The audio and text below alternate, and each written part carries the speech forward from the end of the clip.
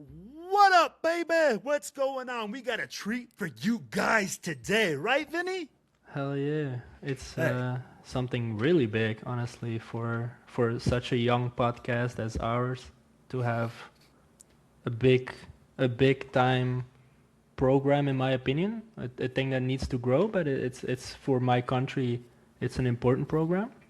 So I'm very excited to do this. I don't know if you want to introduce them.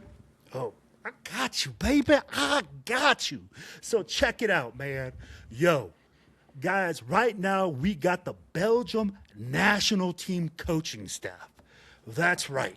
Hey, I'm going to first introduce both American assistant head coaches, man. First, man, what I'm going to do is bring in their offensive coordinator, a guy that really needs no introduction. We got our brother, D.A. Gator. What's going on, baby? What's happening? How you guys doing? I'm great. Good, brother, good. Hey, Good. thank you for joining us today, brother. Hey, give us a little background on how you came to Belgium and what you got going on and cooking over there, brother. All right. I came over here originally with the U.S. government.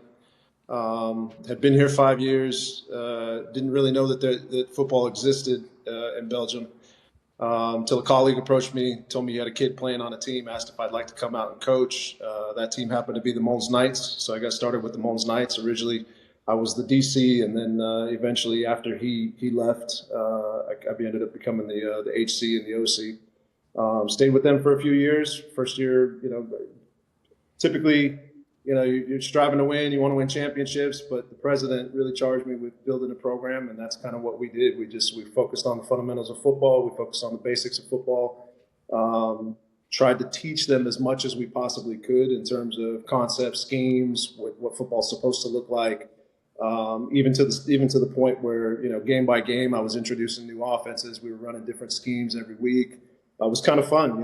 You're not stuck in one scheme, having to try and maneuver around that scheme to compete with teams. But turns out we ended up winning a Baffle Championship in 2024, and junior programs did really well as well. And had the opportunity to coach with the Barbarians. Coach Cyril Barone brought me on. Had confidence in me to be the OC, and here I am. Hey, man, and like we were talking in the green room, he's doing an amazing job, guys, building that program in Mons. Make sure Yep. that if you guys are on IG or anything like that, you look him up. Mons Knights, they're out there, baby. Now we got their defensive coordinator, another heavyweight coming out straight from West Virginia. Coach Friend, what's going on, Coach? What's going on, brother? Hey, man. So, hey, tell us your story. What is going on, Coach? What brought you over, and what brought you onto the Barbarian staff? So I came over after retiring from the military. I came over with my wife at the time, moved to Belgium. She was a Belgian citizen, and started coaching here with the Brussels Tigers as the head coach and defensive coordinator, and did 2 years with them. Our first year in the LFFA, and then my second year coaching was in the BNL, which was a huge step up. And the following year, the year of the BNL, I actually talked with Coach Cyril, and he brought me on as the defensive coordinator for the Barbarians, and then I moved to the Brussels Black Angels in 2025 as the defensive coordinator. Ended up getting transitioned to the OC, and we won the BAFL championship in 2025. And been working with Coach Cyril now for 2 years, and tried to coach against Coach DA 1 year, but medical issues kind of stopped me from getting a chance to actually coach against another American coach in Belgium. Oh man, he was licking his chops. He was like, I "Oh man, I was. had a scheme for Coach too." Hey, that's what I love, man. You got that inner brother like relationship, right? You still want to compete, but that's still your brother. But then you see it, and I'd be like, when you see another American coach, and it's so weird because out there we're so rare, right? An American coach, you're like, "Oh man, I got to have my game plan together. We I met got to on make sure." base. He and I met Oh, on you met him base in on the base. parking lot of the BX.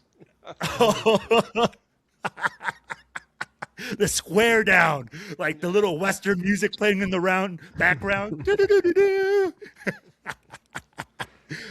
All right, man. Hey, and guys, we've introduced the right hook, the left hook. Now, let me tell you who put this together, man. The brains of the operation that is here, and it is Coach Cyril. He speaks mostly French, guys, so we will have Benny do some translations. He's going to talk about his thing.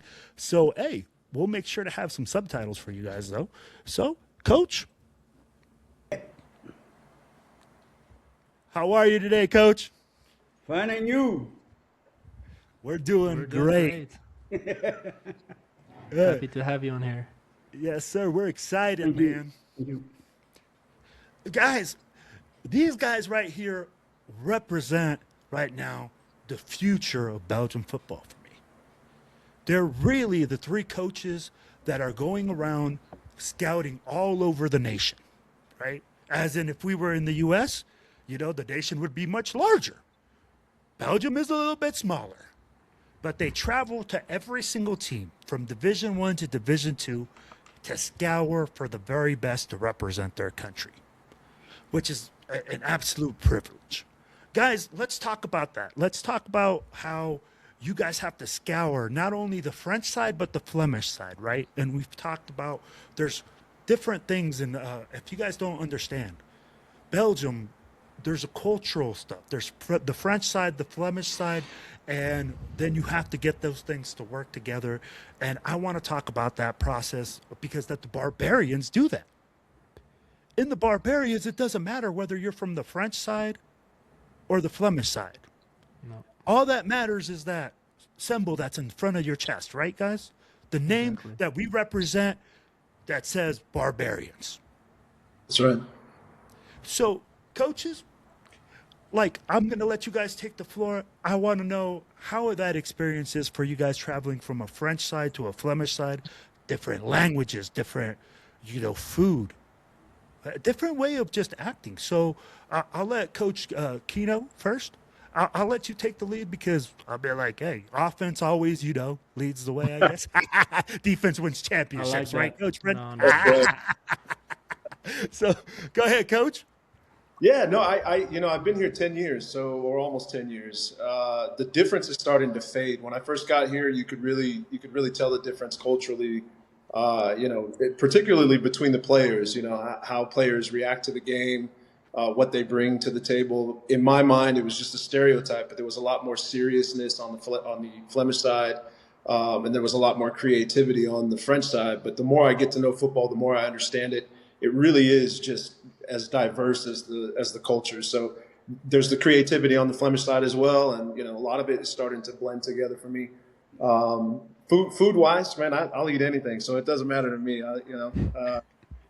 And culturally, it's just it's actually fun to see. I mean, I went to a Belgian national football team, soccer football, one time. Yeah, and it was I can't remember if it was just a friendly or a European qualifier, and I've never heard a national anthem in 3 languages. That kind of shocked me a little bit, but you get accustomed to that. But the thing I want to point out, just because this is a podcast about football, is that regardless of whether guys speak Flemish, whether they speak English, whether they speak French, or some form of all of those things, our job is to get them to speak football. So when we step on that field, there really is no. I mean, we have folks that are translating for other people. I always told my players, if you don't understand what I'm saying, go stand next to somebody that can translate. But I think once you're with a group of guys for a long period of time, we start to speak the same language. They understand the football terms, and as long as we're speaking the football terms, they get it. So that's the big. It's not a challenge anymore, but that's the big thing, is to just keep us on the same language, keep us talking football, and get them excited about football. I love it, man. I love it. Absolutely. Hey, football is the world language. I mean, it doesn't matter. X's and O's, Jimmy's, Jimmy's and Joe's can change. X's and O's don't. Yeah. True. But Coach Friend, give me the same thing, man. I mean, hey, I know that you guys are all over the place, man. I mean, looking for guys. You see a French guy, you see a guy. Hey, shoot, I did some recruiting at the local mall. I'd be like, bro, I'd be like, oh, you're a behemoth. Robert, I need you, bro. Robert speak French. Robert speak French. Okay. Oh, he speaks French. Is that? Entrecote. Entrecote. Yeah. Okay, well, we'll start with that real quick. I did not know how to say ribeye steak in French, and I believe it's entrecôte. Entrecote. Yeah. And I was with the PBA, and they made fun of me for about 8 months. But no, you know, Understandable. when it comes to football in Belgium and going to the places, I don't really notice it. I mean, everybody's so nice to us. Even when you're not associated with the Barbarians, you can go to Bruges and be treated great. You can go to Liège, Absolutely. which might be one of my favorite cities in Belgium, is Liège. The food, the atmosphere, football aside, you know. But everywhere we go, they really roll out the red carpet, I would say, for us because they want their guys seen.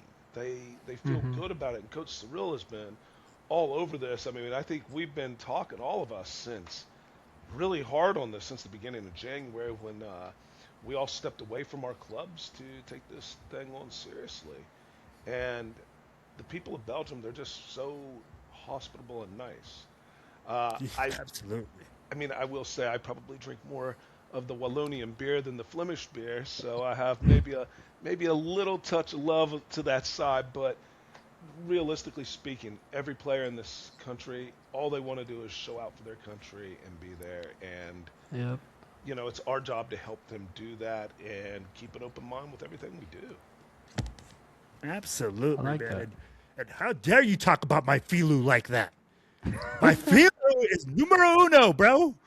Top of the line. I got to have my Shuf or Orville. Yeah, that's- Oh, okay. We're getting fancy. We're Or getting Schmeg. fancy. But And Coach- the beer, what's the beer? what's that? Your Mine, it used to be Chimay Blue. Look, if I say Guinness, somebody's gonna come on this podcast and murder me. So, Dude, no, hey, Guinness is, hey, bro. Hey, I'm down with the Guinness. I'm down with the Guinness too. Everybody has a little different style, you know. Yeah. And me? But oh, Water. That's the best. That's what I drink too. so Coach Cyril, I'll be like, if there was anybody on here, man, that represents almost like the John Madden of football for Belgium, right? I really feel like it's you. I've known about you ever since I went there. They always said those Black Angel teams were tough. You guys were always physical. You guys always wanted to run the football. It was almost like that old school mentality, ground and pound, and then we were going to figure it out, like, you know, throw the ball every once in a while. But your teams were always physical. They're always tough teams. Now you're the head of the national team, and you did two great moves by getting two established coaches that have built their own, you know, teams, and they have been around Belgium and they understand the game at a different level than the other coaches around Belgium. How did you come up with this, and what motivates you to keep doing this? Because as we all know, it's not easy. There's so many hurdles in the process. So, Coach, take whatever, do it in whatever language you like, whatever you're more comfortable with, and just let us know. French, on dit French. But Mais, that's okay. That's okay. On m'a proposé, enfin non, il y a eu l'annonce de trouver un head coach pour les Barbarians. Et ils avaient demandé un coach belge, Belgium coach. But me is French. Et donc, j'ai t'es proposé presque ma candidature, mais en étant sûr de ne pas être coach, de ne pas être le head coach. Et j'ai été le head coach. Et je pense que ce qui fait aussi les Barbarians, c'est je suis un peu la figure du football belge. Parce que je suis là depuis 35 years in football. Yeah. Et je Football connais a long time. tous les coachs. Je connais tous les coachs. Je connais presque tous les joueurs. Je connais maintenant Die, Robert, et d'autres. Et je pense que ça, c'est la première chose qui fait que ça a soudé les Barbarians. Et, et après, le programme que j'ai mis en place était d'abord d'aider les clubs et d'aider les joueurs à grandir grâce aux Barbarians. Et je pense que c'est ça qui a fait que les Barbarians fonctionnent, parce qu'on a envie que les Barbarians passent d'abord par les joueurs et passent d'abord par le club. Et ensuite, ils arrivent chez les Barbarians avec un aspect où ils se disent « Ok, on va apprendre quelque chose et on va faire partie de cette équipe. That's all. Je sais pas si Vinny veut translate. So in the beginning, so there was an announcement that they were looking for a new head coach for the national team, so they could restart the program. He put his candidature in, but he didn't think he was gonna get it. He also said that it was funny because he's not really Belgian, he's French. So, but he got the job. The thing is, like he said, he's very known in Belgium for football. So it is a face that everyone knows. It's a face that people recognize instantly and want to play for. They know what he did in football in Belgium. So that's something that really helps get all the attention instantly to that. Also, like he said, getting a DC and an OC in with a lot of experience. Also being connected to a lot of other coaches. And also the thing that he wanted to do is grow the national team through growing the local teams first. So, which is very important because you can't grow a national team without growing all the other teams. And that also gives all the players that play for those teams more motivation to come and play for the national team. Hey, but that's that's the truth. I'll be like, we've been talking about this, you know, Vinny, and we talked about this before. Yep. We need to build strength at the local level, at the grassroots level, in order for all these teams to be able to stand up and perform. And it goes up, right? We feed it up. You know, it can't trickle down. There's no way for it to trickle down. There's not enough players in all of Belgium to trickle down through all of Europe to be like, or to trickle down through Belgium to even teach. So when we talk about that, right, and you guys are talking about growing and doing all that and growing the grassroots, what are the things that you guys think need to happen at the grassroots level in order for more teams to be successful and to grow and to maintain that, right? Because in Europe, what you see is a lot of people do this. They'll go and invest in a bunch of foreigners. They bring in a bunch of foreigners for a season. The guys go. They don't teach anything. They just come and play. Yeah, you win a championship, but then you don't really get anything, right? There's nothing like that's left behind. And then the team next year implodes because there's money issues. There's all sorts of stuff. Guys, what do teams at the grassroots level, and I've asked this before to other people, what do they have to do in order to establish themselves and become good teams and stable, you know, and bring that stability? So, Coach Cyril, I'm going to start with you because you have the most experience at 35 years plus out there, and I know that you've been building a lot of programs out there. So go ahead, Coach. I'm going to start with you. Attends, qu'est-ce que je dois dire là? Il a demandé quoi?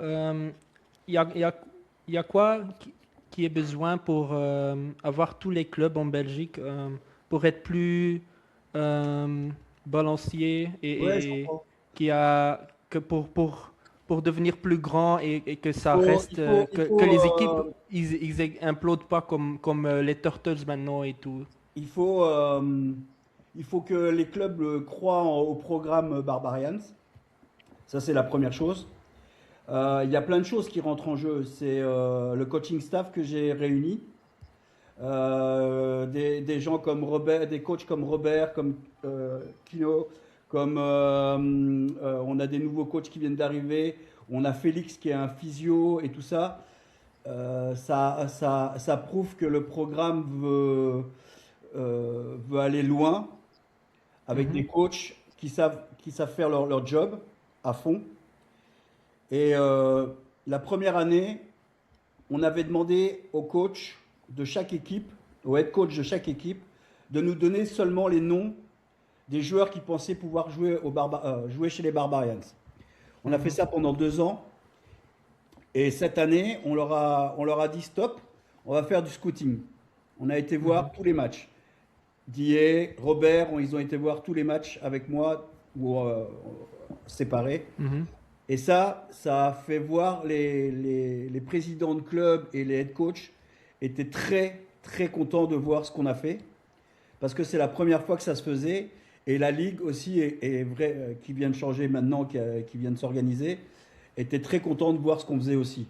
Ça, c'est un atout qu'on a pour ça. Et vu le level de Die et de Robert et des autres coachs, ça prouve que d'autres coachs veulent venir nous rejoindre parce qu'il y a ces gars, il y a ces coachs-là avec nous. Pas pour moi, je fais pas ça. Moi, je suis juste une figure, je suis juste pour ça. Moi, je veux amener des gens qui ont envie de.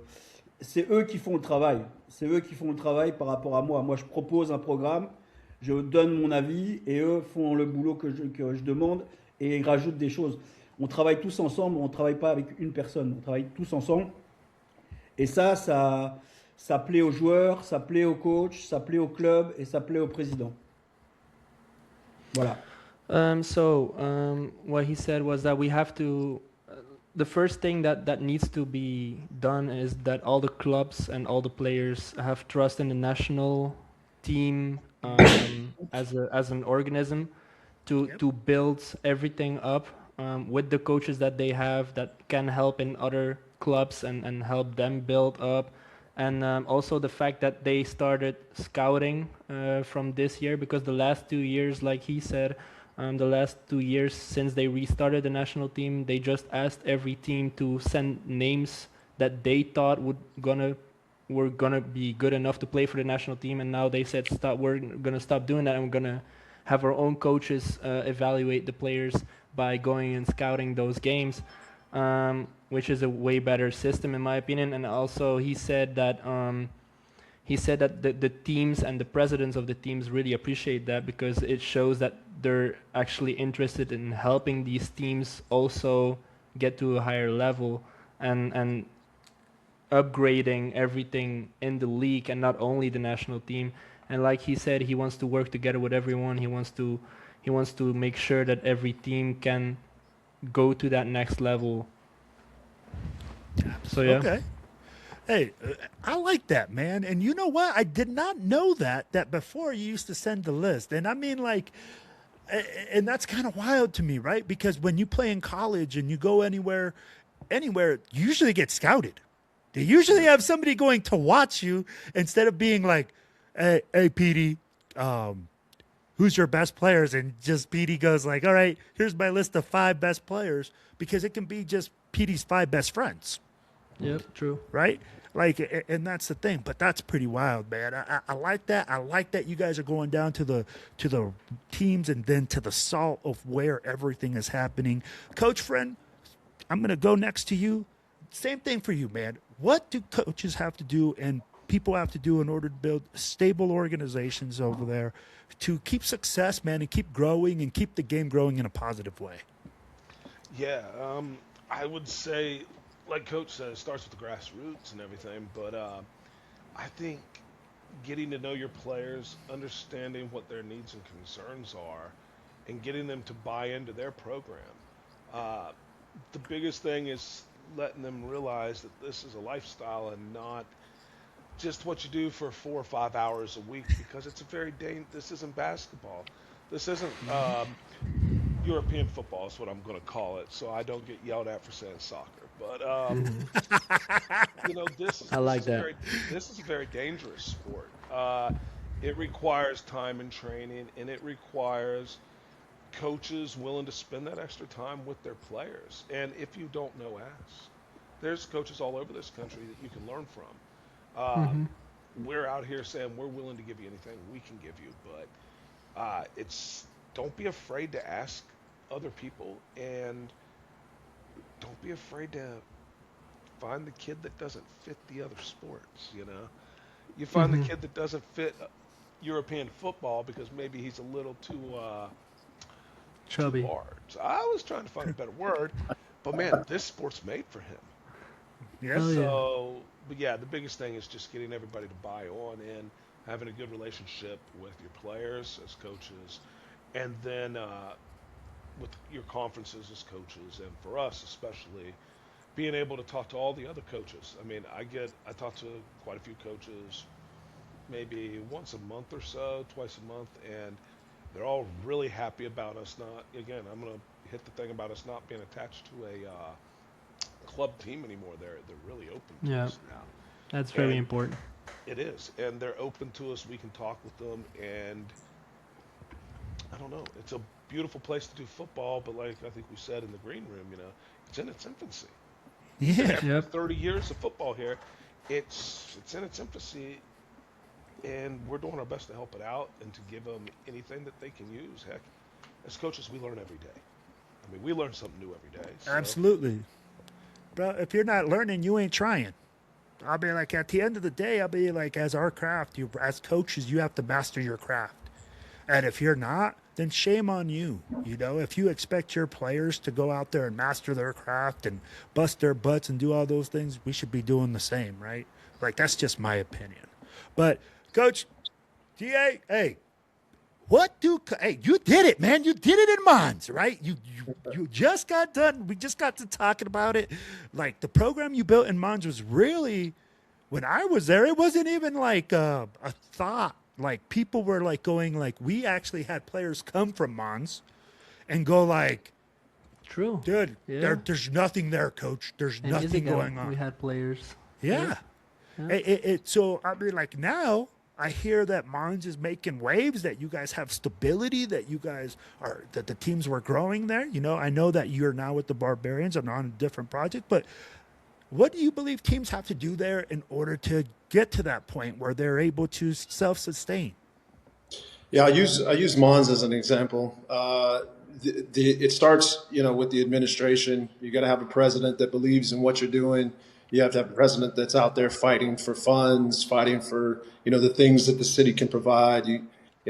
Taking care of the players, taking care of equipment. Those things go a long way. I think it shows the players that the club cares, and that that it's a club that they should or want to play for because the club cares about you.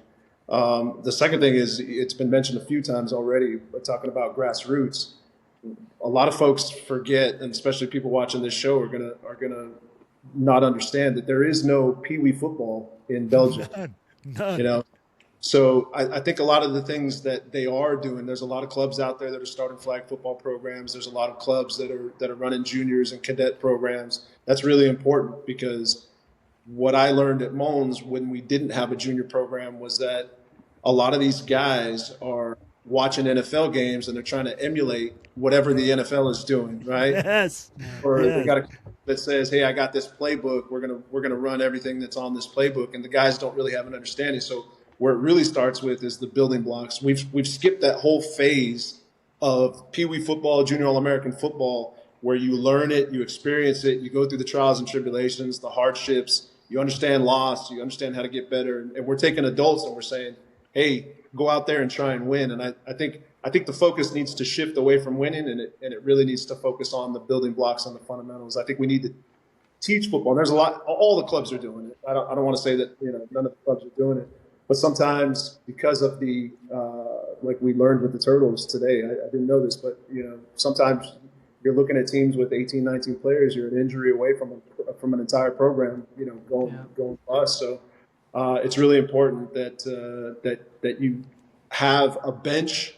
And that you have those folks that are willing to come in. I'm not saying that we have to have some sort of recruiting effort, but there definitely football has to be fun. Coach Rob already mentioned it, right? That we're the odd men and women. I mean, we have women football players as well, but we're the odd men and women out because this is not the most popular sport in Belgium. It really takes a different person to join this sport in Belgium. It takes a different person to join the sport in general, even in America, but Belgium, it's even more peculiar. So we got to find ways to keep them there.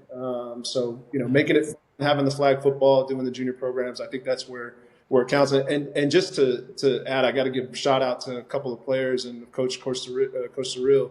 We're doing some of that as well, because I don't know if you heard or not, but we had guys like Mish, one of our defensive linemen, and Yassine, one of our offensive linemen, hold an offensive line, defensive line clinic.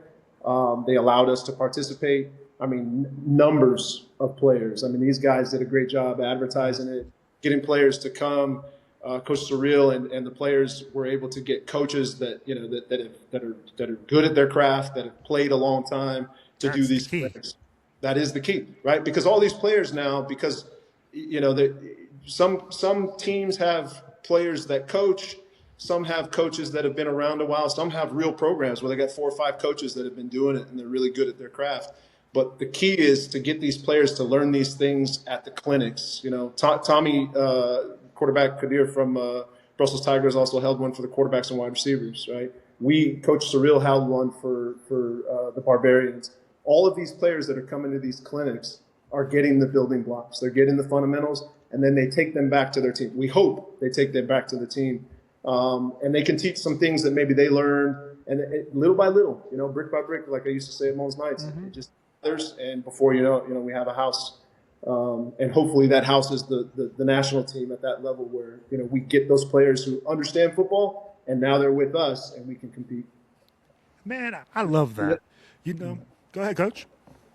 Si je peux rajouter un truc à Coach D, les cliniques que nos joueurs ont fait, lineman et QB, wide receiver, et on en a fait un dernièrement là, à Charleroi.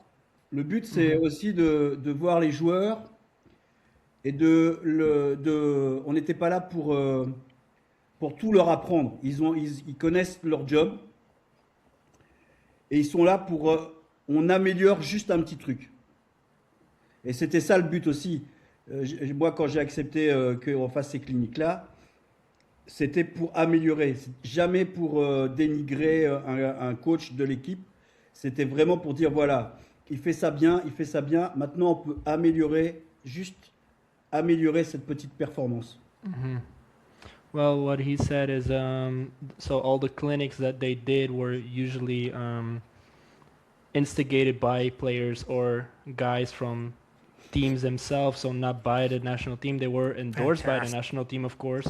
But and what he said is that they always went there to help them coach it, but never to like talk bad about how coaching was done or anything, just to help them get the small pointers to how they could improve their coaching style or the way they do things, so they can all grow as players and as coaches. And that's like a big thing, right? And that's the hard thing. I think a lot of us are not able to accept a little criticism for growth, right? Everybody, like, you kind of have your own way, and you're like, man. Yeah. But that's awesome that you guys are going out there, and you guys are going out there sharing your knowledge. And teams are actually sharing knowledge now.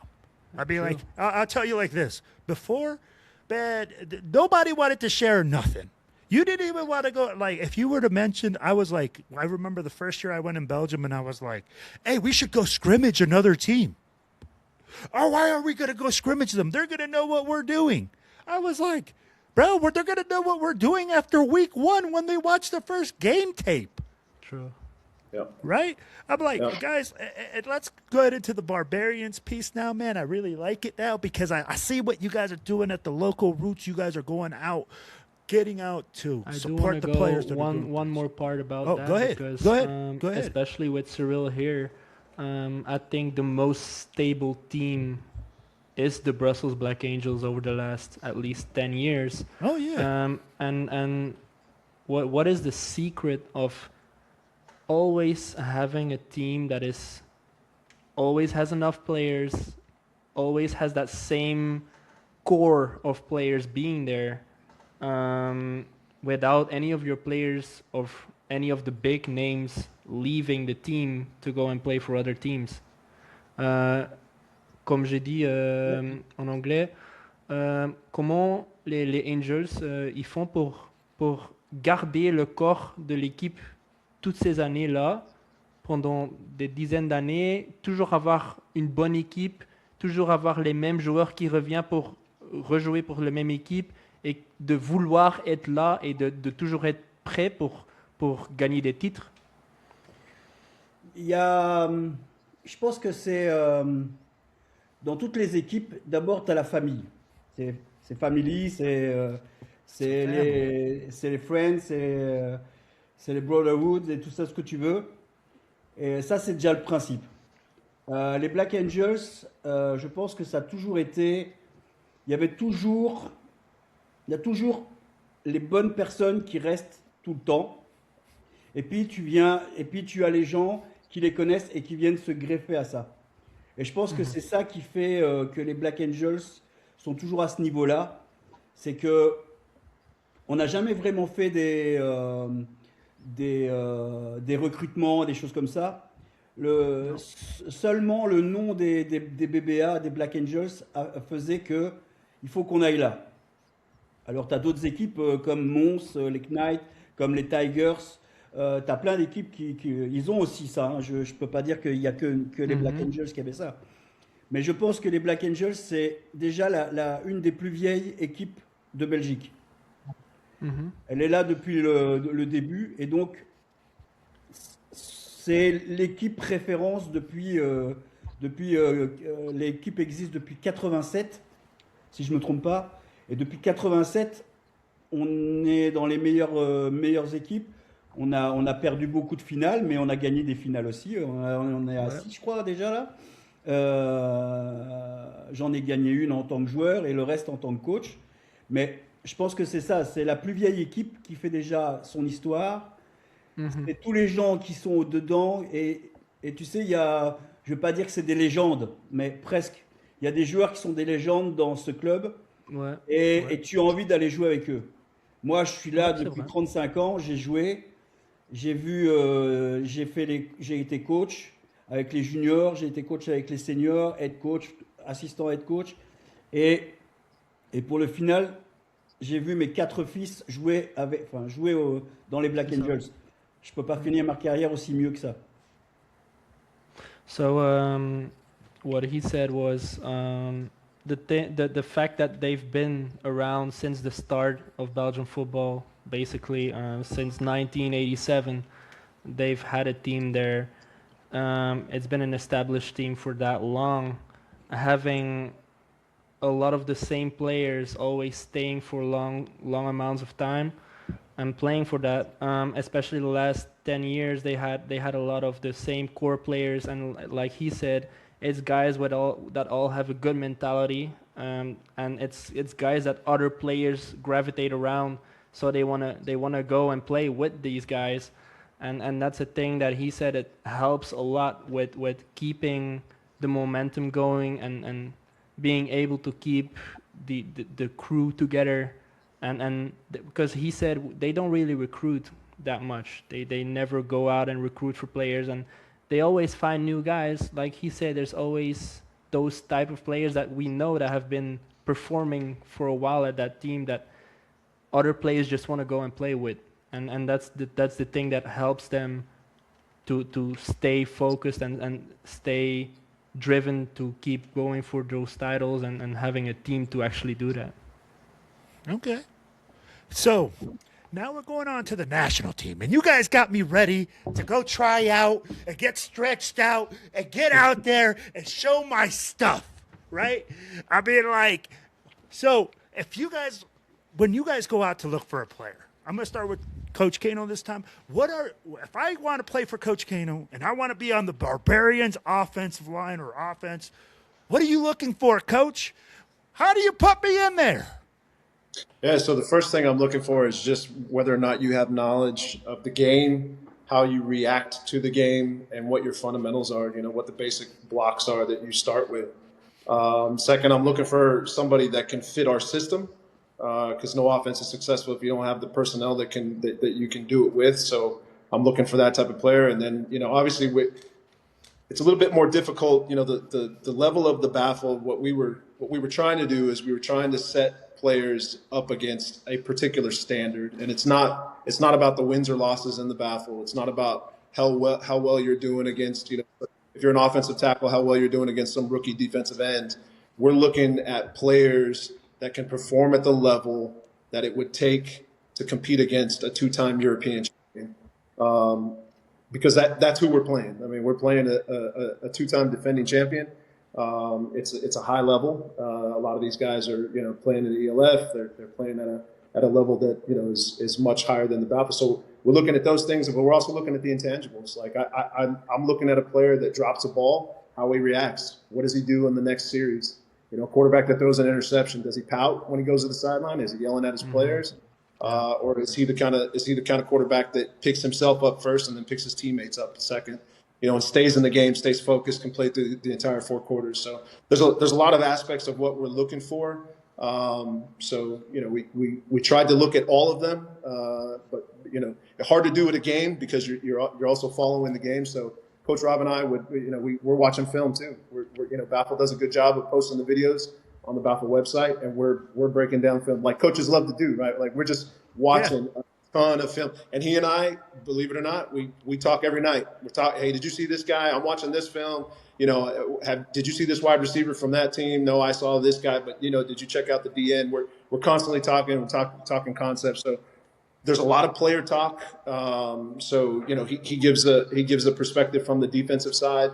Sometimes I look at a wide receiver, for instance, that I like or maybe has a specific type of talent, and he reminds me that against Austria this may or may not work. So we have those conversations like coaches do, and that kind of plays out in how we assess and how we look at teams. Mm-hmm.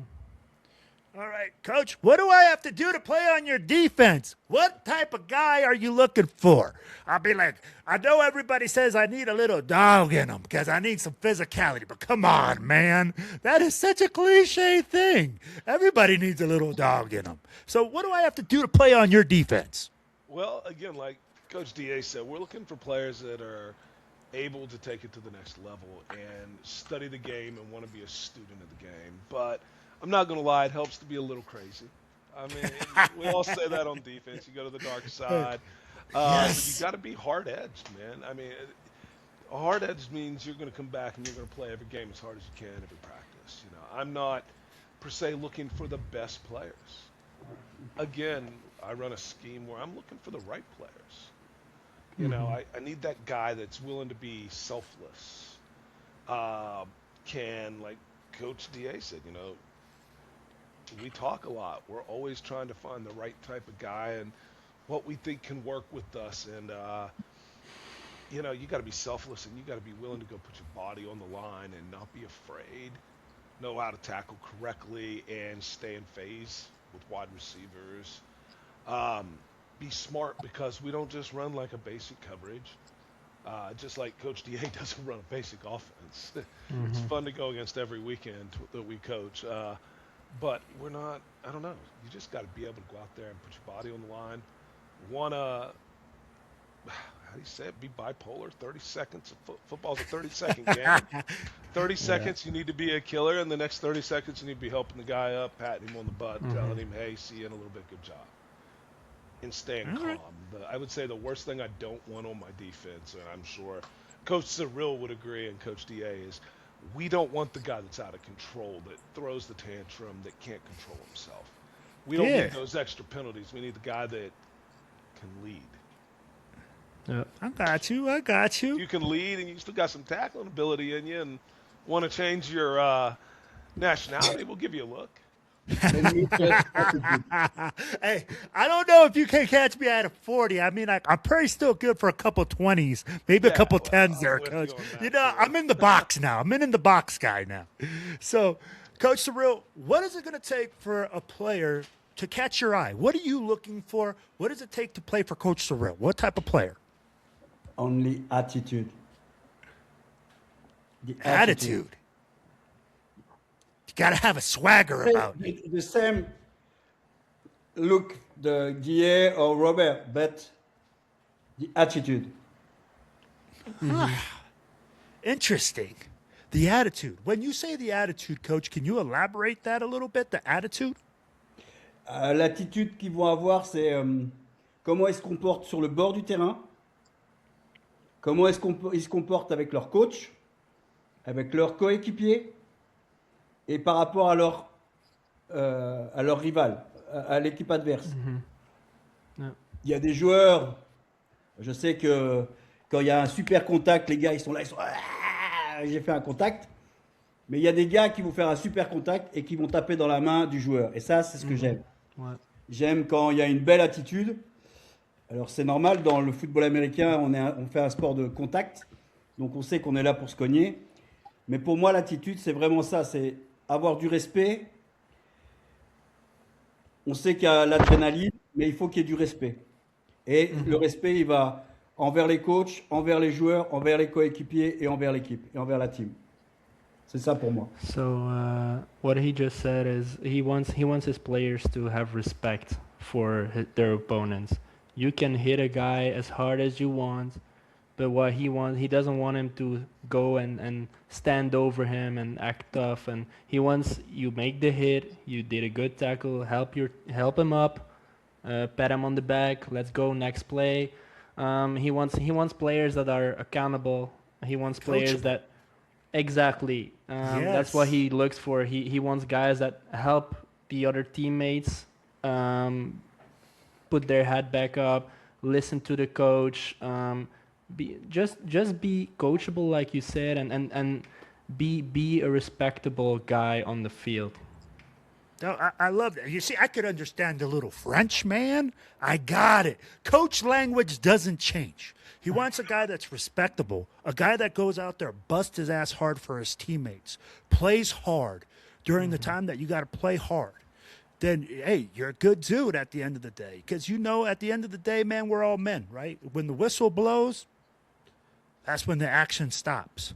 But, guys, I want to know what your guys' goal is for your baffle. Now that you guys are on the Barbarians, what's the goal? What is it that you guys have this goal for 2026? You know, what are you guys looking at, and what's the goal for the future? First, I'm going to start with Coach Rill at the very top, and then we'll go offense and defense. Coach Rill? Qu'est-ce que je veux pour l'avenir, c'est ça? Ce qu'il a demandé, c'est quoi le but que dans le futur que tu veux avoir avec l'équipe nationale et avec le BAFL Le but, pour c'est 2026 et dans le futur après. Le but, c'est, je pense que les coachs qui sont ici, c'est la même chose. On veut apporter des joueurs à un niveau au-dessus pour qu'ils arrivent à jouer à l'étranger, par exemple. Pas forcément que pour les Barbarians, mais partir en France, en Allemagne, au Québec, au Canada, aux États-Unis, enfin, what else? Peu importe, mais nous, le but, c'est vraiment ça, c'est de leur apporter, que le programme apporte de la reconnaissance aux joueurs via les Barbarians. Et les Barbarians, je ne mettrai jamais les Barbarians, c'est important.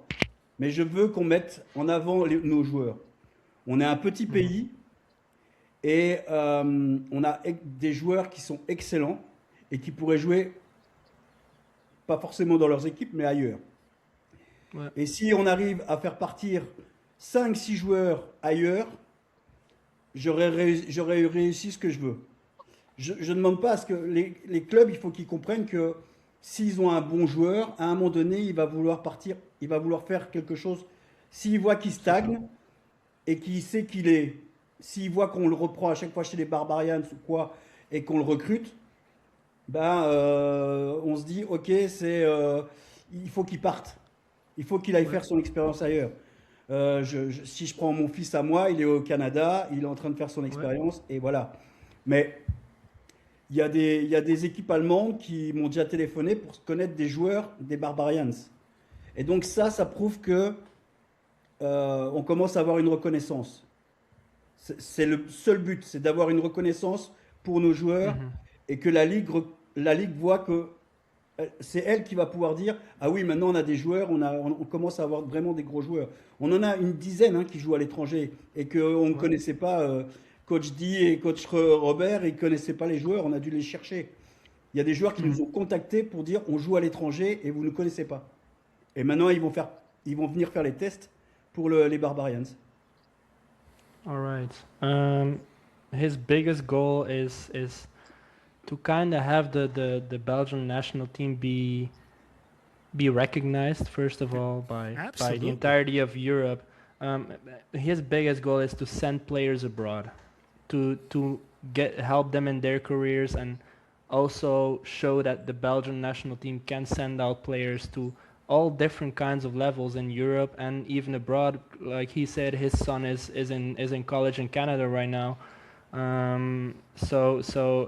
He wants the biggest possible goal for every player, and to make sure that we can be that country that sends out talents and help them, coach them, and get better, so more and more players can start doing that. And the Belgian teams need to understand that's what they're here for. They're here to help these young guys practice and get better, play games against each other, and then get to the level that you need better coaching in other countries, so you just go to other countries to get better. And that's his biggest goal. He said if it's only 5 guys that I can help to the next level, he would feel accomplished. That's Si awesome, man. je peux juste rajouter un truc, Vinny, il faut aussi dire que si on réussit ça, c'est grâce à eux deux et au coaching staff qu'on a. Et si c'est ce coaching staff-là qui fait le bout de job, eux aussi vont être reconnus pour aller ailleurs et pour pouvoir donner des choses ailleurs. Moi, mon but, c'est de garder les Barbarians et qu'ils aillent le plus loin possible. Ouais. Mais c'est grâce à eux aussi qu'on le fait. Yeah. So he also wanted to say that it's because of these coaches, these type of coaches that he has. So the American guys, he's very grateful for that. And he wants everyone to know that it's because of them that if guys get to that next level, it's because of the type of coaching that they got in the Belgian national team with these guys, and that these guys also maybe have the chance through working at this program to go to the next level and coach at a higher level too. That's, man, Coach, good on you, man. That's how it's supposed to be. People are looking out for each other, trying to raise up each other instead of trying to step on each other.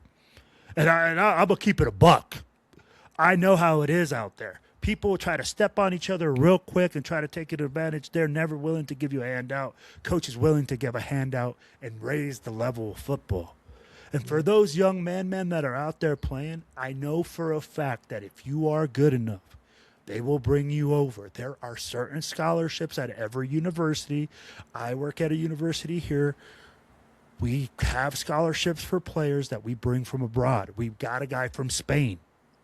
We got guys like that. But the money is very small and it's very allotted. And here's the other trick, guys. We are student athletes. Get your schoolwork together. You got to be a good student in order to get that money here in the United States. Yep. A lot of the athletes in Europe forget that they have to go to school and get good grades in order to come and play college football. But, Coach, you played college football. You can let them know a little bit about getting an education and being a student athlete so that they can accomplish those goals. So, Coach Kino, what is going on? What's your goals with the Barbarians and with Baffle, and your goals while you're in Belgium?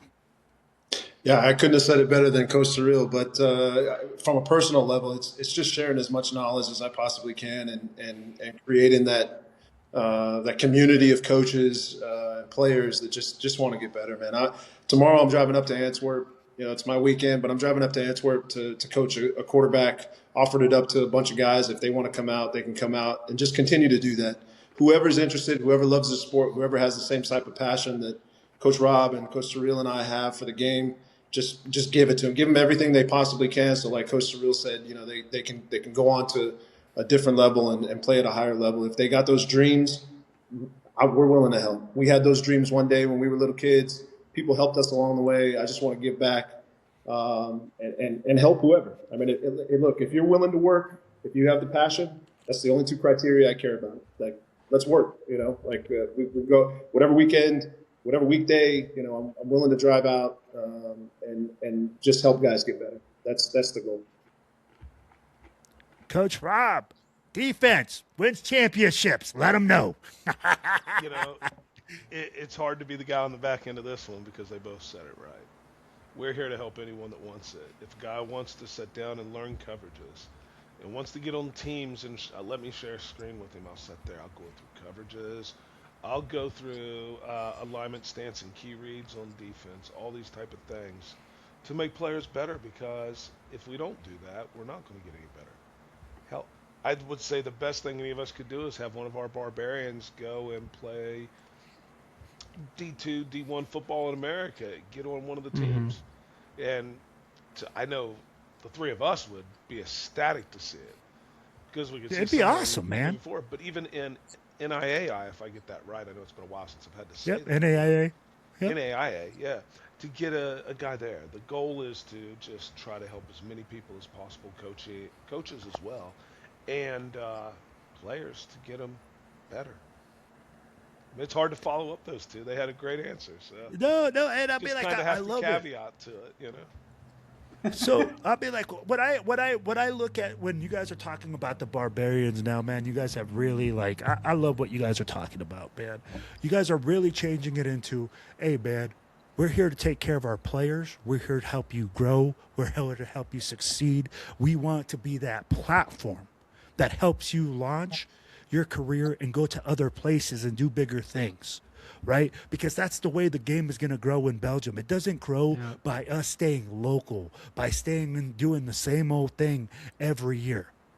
It just doesn't grow. The game changes. So, guys, where could I catch you guys next? I'd be like, do you guys have another camp coming up? What do you guys got going on? Coach?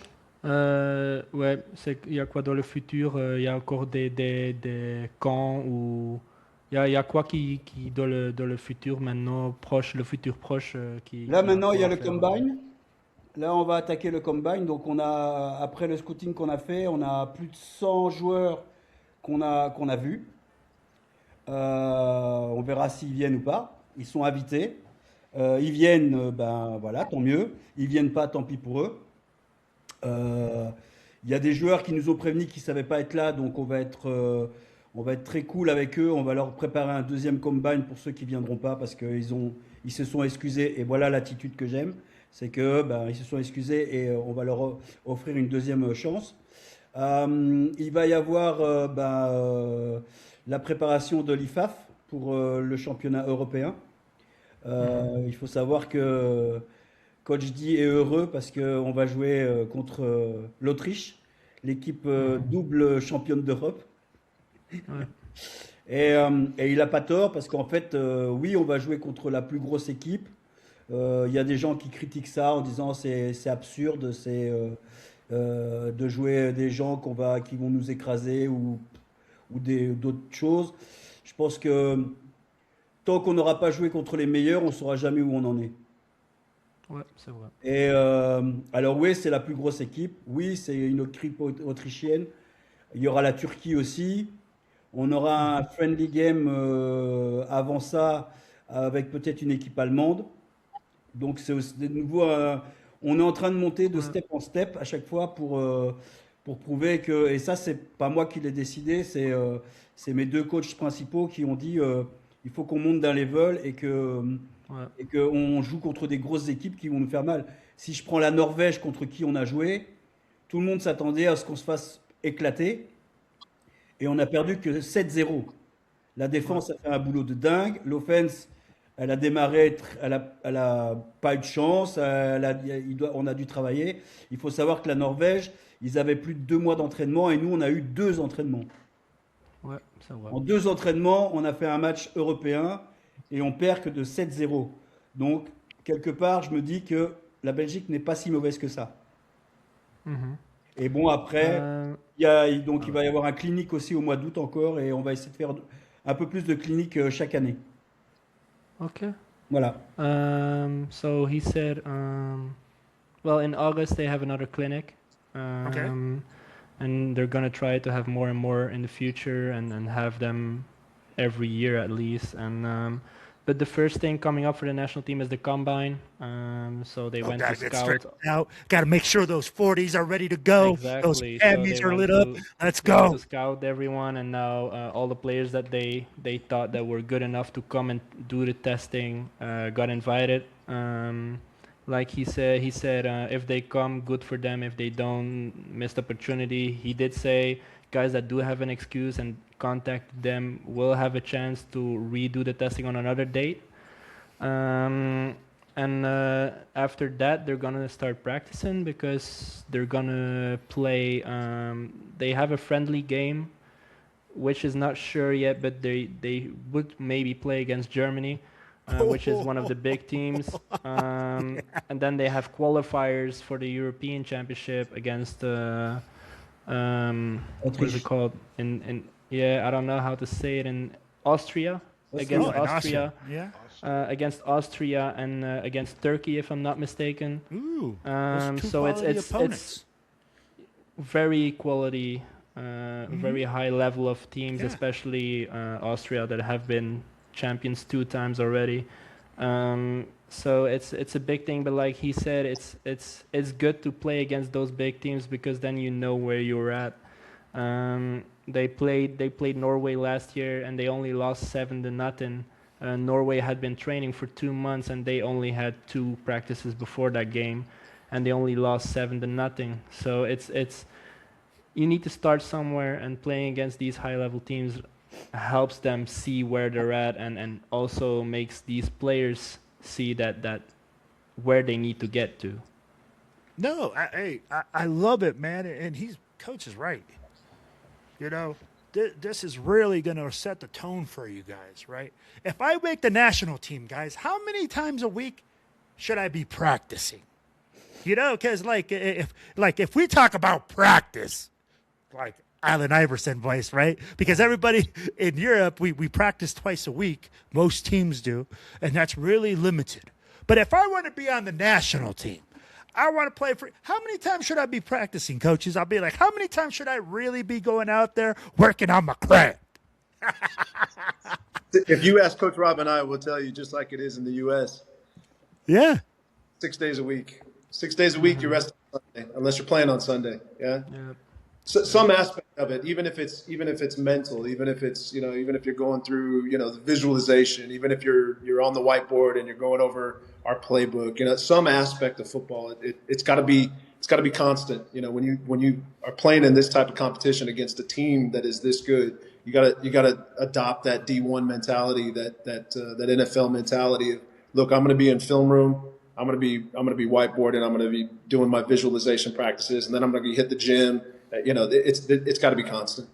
And I'm just got to make sure here, Coach. Madden doesn't count as practice, right? Because I know that some guys have been telling me that they practice on Madden. No, man. Oh, man, I love it. I love it, guys. Well, guys, we got here. We've been on for an hour. We appreciate you guys' time. Guys, if you guys are out there, and I'm going to tell you guys right now, if I have any players in Belgium that want to go out there and strut your stuff, these guys are worth it, man. These guys are investing just like every other guy that has gone before me, and they want to help you build. They want to help you get to the next level.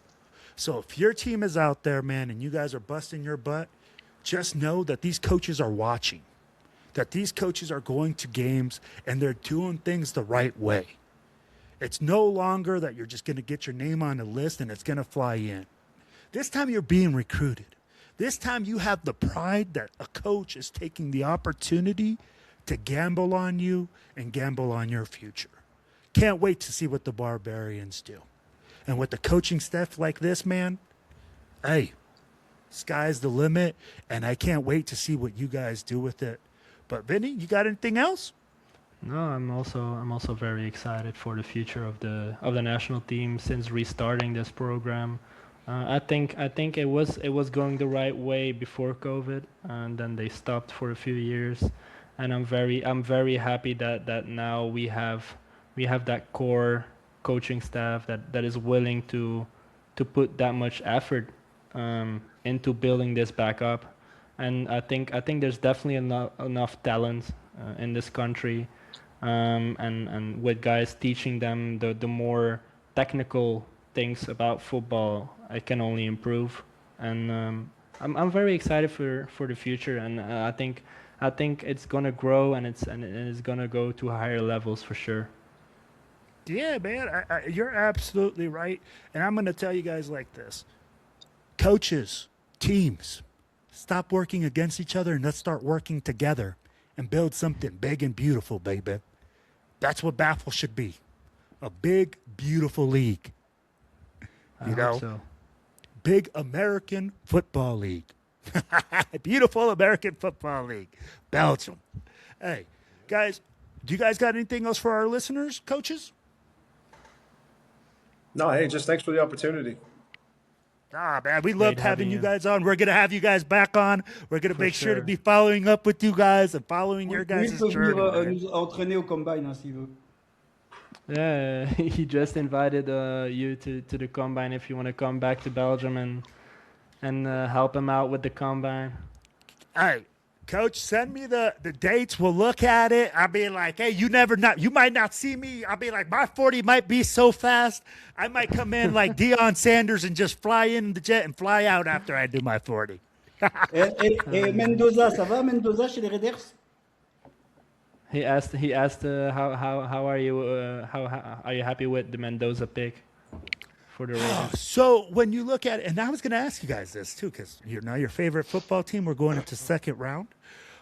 You know what, guys? I really think like this team has changed a lot this year. When you look at management and their moves that they made in the offseason, the team made a lot of sense.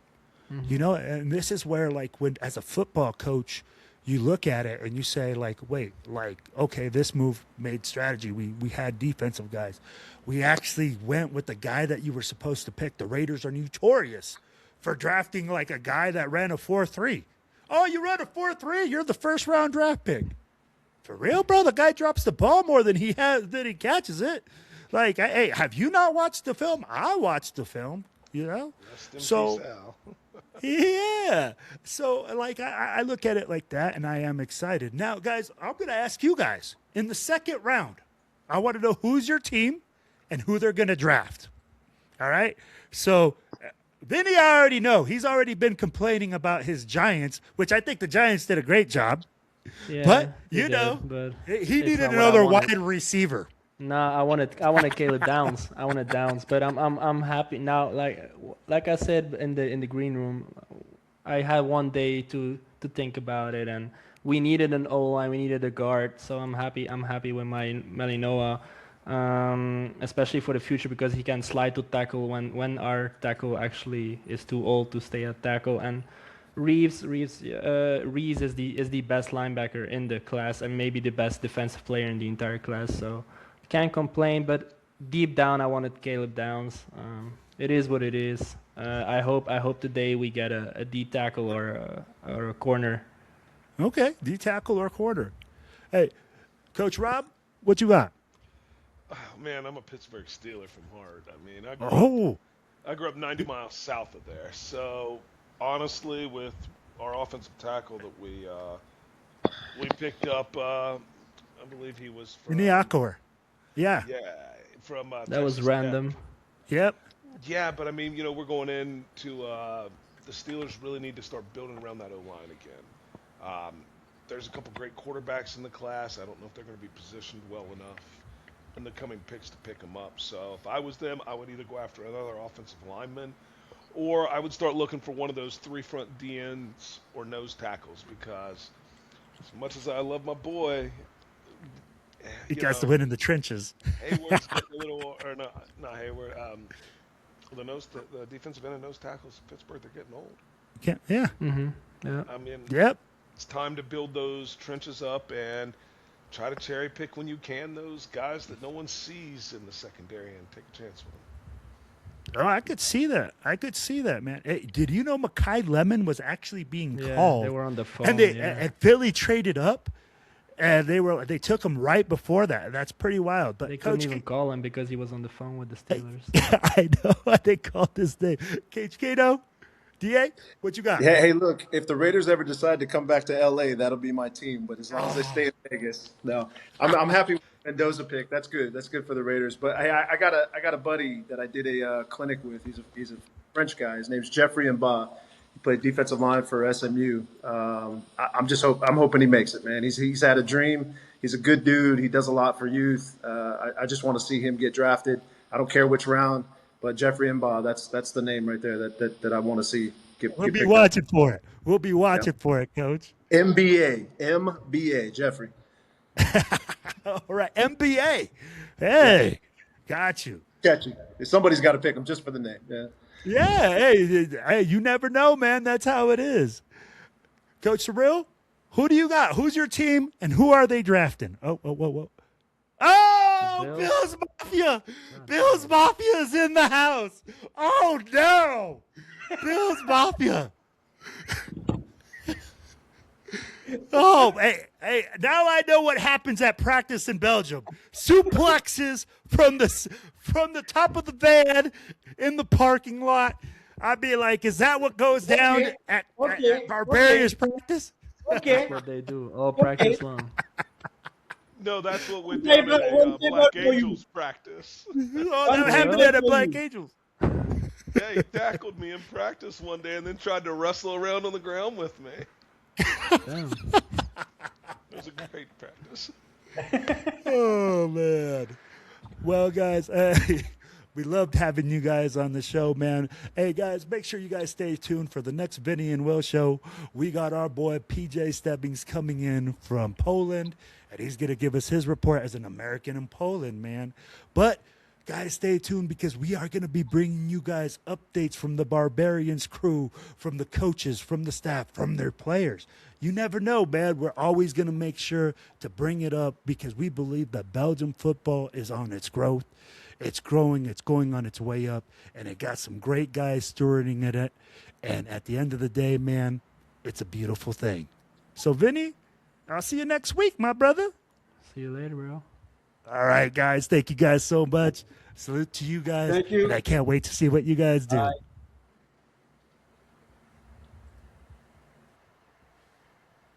Yeah.